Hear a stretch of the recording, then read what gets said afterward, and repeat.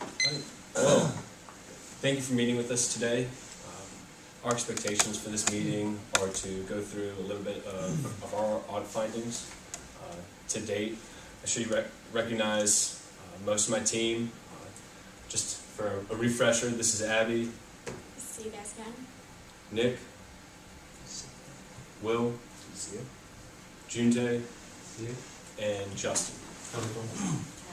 You know, by the end of the meeting, we really want you to be comfortable with where we're at. I think we're on pace so far, and we're really excited about where we're at, and we want to cover some of the issues that some people within your organization have asked us to discuss, as well as address any concerns or questions you might have today. And we've prepared for you today an agenda of the topics we're going to discuss.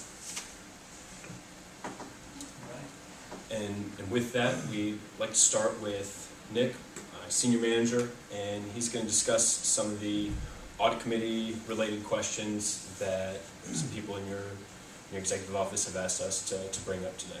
Yeah, when we last spoke, you asked us to really, help you with the factors to kind of consider, working through kind of these interim appointments that are in place now, around the audit committee.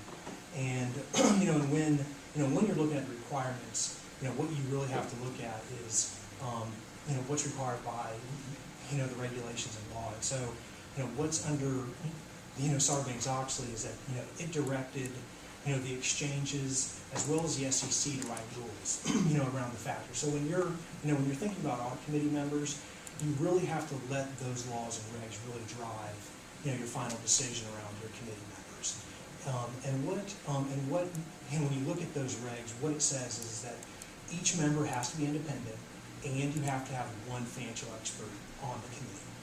And just to prepare this little grid here, this is just to show you as an example. This is based on the composition of the board. Red means stop, green means go. It's not Christmas colors. Yeah. So it's just a sample of the board, and what we really wanted to prepare that for is just to use it as a tool as you're selecting the new members. And so, when you look at that, and you may be wondering, what does it mean to be independent? And so, what the regs say is that you can't be an employee. So Cornelia, that's why there's a red, underneath yours for independent. And then also, there's red underneath, there's red underneath Kim's and also Glenda's. And the reason, why that is that if you have over 2% of your revenue, if you work for a company that receives more than 2% of the revenue, then you're no longer independent. And then when you look at financial expertise, really what that's talking about is, you have to have one member. And so you can look at, you guys have a very talented board, and there's plenty of options to choose from as you're working through those decisions. So I see a red box beside my name. Does that mean I need to come off the audit committee as well? Well, you guys really have to think about, when you're putting the audit committee together, what that signals to the market. And so, the audit committee is critically important. It's probably the most important committee, that the board has. And so, when you are selecting that board, and we also brought in another exhibit, and that may even speak better to this, is that this is an example of the audit committee of PetSmart, which is an existing customer, and they actually have, and what I want to point out is that they actually have 2 financial experts on their audit committee. And so what that kind of signals is really their commitment to governance, and that's what really we have to consider. The way I'll answer your question is, no, you wouldn't have to come off the audit committee, but you really have to think about the factors. Who are the best members to really serve on that committee?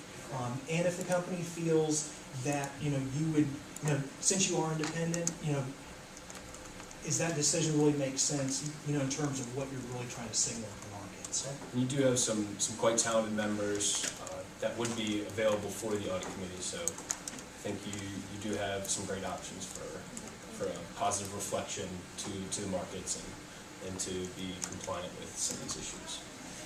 All right, we'll take on your advisement. Yeah, thanks. Appreciate that. And moving on to some of our concerns, Abby here is going to talk to us a little bit about some Contingent liability loss. contingent liabilities reports. Yeah. Thank you. We noticed that you have a customer complaint, and we propose that you record a $500,000 contingent liability on your balance sheet, which would result in a $500,000 loss on your income statement for this period in the year of the end of the audit. And I'm sure you have a policy that is already in place that follows what FASB suggests under Yeah. GAAP. Yeah, absolutely. Actually, here, the first box is your policy, which basically states that, you're basically stating FASB right in it. And FASB says that in order to record it, it has to have occurred within the financial period, which it has to be probable, and the amount has to be reasonably estimated. And so I also spoke to your attorney who, here's the attorney letter, who looked within the issue, and they found that it is probable that you will have to pay, and they also reasonably estimated the amount is $500,000. And this is based off of previous complaints and also other companies who came across similar complaints to the issue. I don't know, I think that, we feel pretty good about our chances here. I Okay, don't really think our exposure is that big. okay. I don't know, we might have to table this off and regroup internally before we proceed. I don't know that we're quite comfortable with just spoken this. 500,000 seems a little large compared to what I've heard from management. Yes, we understand that, and I mean, obviously, we would be more than happy to help look into this further with you, with the legal counsel. Also, maybe look down into the manufacturing process and kind of file in, see more exactly where the complaint came from. However, it is in FASB rules that it needs to be recorded, and that recording will help kind of hold up the audit for a little bit. So that does need to be recorded. Also, I brought in other examples from PetSmart, and I know is one of your clients, and they have the contingency recorded on their income statement.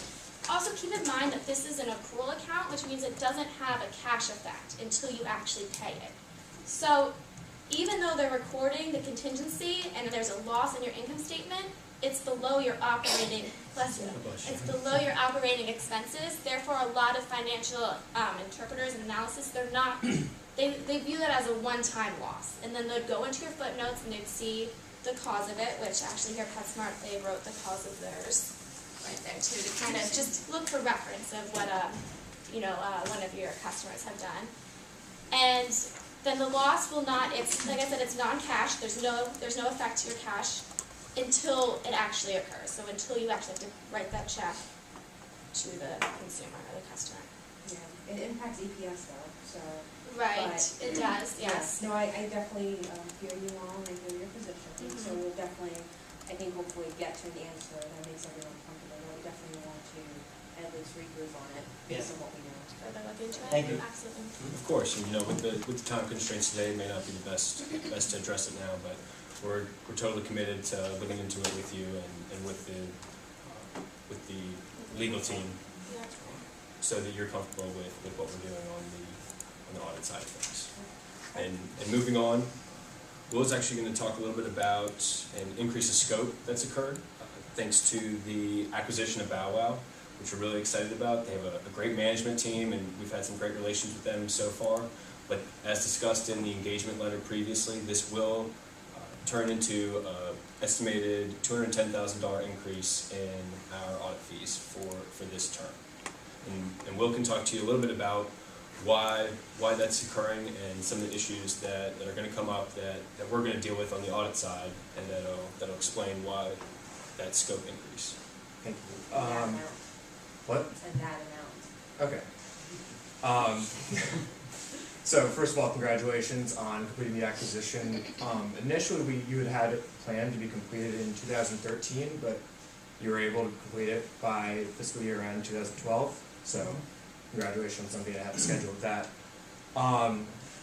Actually, with this acquisition, your consolidated total assets increased by $301 million to a total of $650, which is an 86.25% increase in your total assets, which you guys are almost doubling in size, which is a very considerable increase. And therefore, we have to increase our testing on a number of your asset accounts, including 4 additional warehouses that belong to Bow Wow. That's not including any warehouses that you already own. And then also, as is required by FASB, we must test the goodwill for impairment at year end, and so that requires additional work by our valuation team, and we have to actually bring in a valuation team since you didn't have any goodwill on your books prior to this acquisition. We believe the 210 is a modest increase in audit fee, considering the initial audit fee was 1.2 million, and that's only a 20.83% increase compared to the 86% increase in asset size. And we're able to keep this fee down that low because the Bow Wow warehouses, which are located out in California, we've been told, we're able to use our San Francisco team to actually go out there and do the physical grunt work and test controls and give us the confidence we need to rely on the controls and rely on the numbers provided to us by Bow Wow. And I've prepared these exhibits for you. It just kind of outlines the numbers I've explained and the additional scope that we need to undertake for this acquisition. And as Will touched on with the controls, we'll also have to look into your IT controls since you're having Bow Wow's new financial applications coming into play, which they're not the same system, so they have different vulnerabilities, which we'll look into. And on that note, I'd like to start off by saying we've got a lot of progress done looking into your IT controls. I've worked with Addison and Steve in the accounts receivable department, and they've been a lot of help in that area. And one step that we did was we looked at your accounts receivable aging, and I manually recalculated the automated report that was generated. And I found that the allowance for doubtful account was understated, meaning that more customer accounts are likely to go unpaid. And the issue here isn't so much the financial amount, it wasn't a very large amount, but it also signals to us that we need to look more at the internal controls around that area related to how this report was generated. And so what we're going to do is we're going to look a little bit more at the internal controls around that and make sure you're following your processes and your internal controls are operating it efficiently. And along that line, Sorry to cut you off, Gene. It looks like we may not be able to get to all the issues, but I do want to make sure we leave time for any questions you might have today. Yeah, I'm still probably not 100% there with the, so as it relates to You had a good question.